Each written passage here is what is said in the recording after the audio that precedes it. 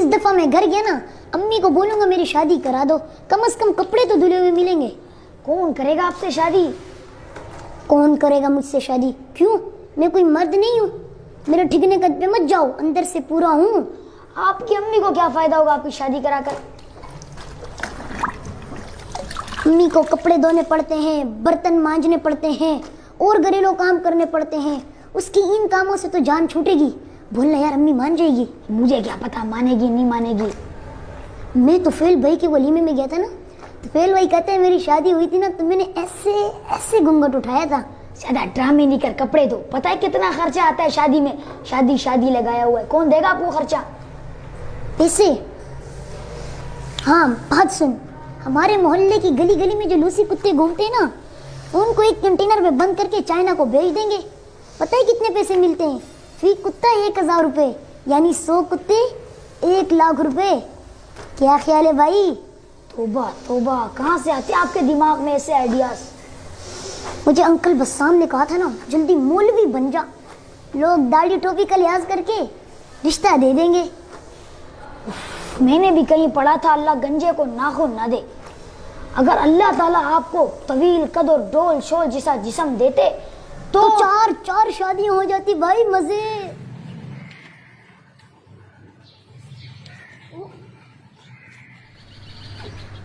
अबे यार, आप यहाँ बैठे हो? वैसे भी दूल्हे के कितने मजे होते हैं, नए कपड़े, नए जूती, नई शेरवानी, फिर उसको लोग हार पहनाते हैं, फुल प्रोटोकॉल होता है बाबू। हाँ, और 1 महीने बाद कोई पूछता भी नहीं है। जब खर्चे बढ़ जाते तो पूरा करना मुश्किल हो जाता है। शादी न करना यारो, तुमको बता रहा हूँ, आफत गले लगी है, उसको निभा रहा हूँ। टंग टंग टंग टंग टंग। अपने वो काम अल्लाह ताला का है। जब बच्चे होते हैं तो पेम्पर्स और दूर का इंतजाम अल्लाह कर ही देता है, लेकिन दूल्हे के जो दखरे होते हैं ना, वो देखने लायक होते हैं। यार दिमाग नहीं का, चुप हो जा, अभी जाके मैं तेरी उस्ताद को शिकायत। अबे यार, मैं तो मजाक कर रहा था, आप इतनी जल्दी नाराज हो गए, खामखा में मेरी शिकायत लगा दी। वैसे मुझे निकाह वाला खुतबा भी याद है, मैं अपना निकाह खुद पढ़ाऊंगा, मुझे मौलवी की ज़रूरत नहीं है। लेकिन अपना निकाह खुद कबूल कैसे करवाऊंगा? बताऊं कैसे कबूल होता है? अगर मेरे को यहाँ पे कोई लाठी मिल जाए ना, तो आपके सर में मार के शादी का खन्नास निकाल दूं। तभी तो कहते हैं बच्चों को शादी पर ही लेकर जाना चाहिए।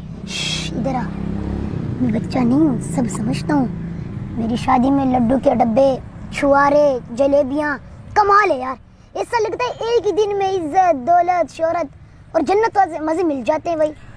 मुझे बता, मैं कहाँ जाकर मरूं, कहाँ डूबूं, और मैं आपकी शादी की बकवास नहीं सुनना चाहता। प्लीज मुझे माफ कर दो, मुझे माफ कर दो।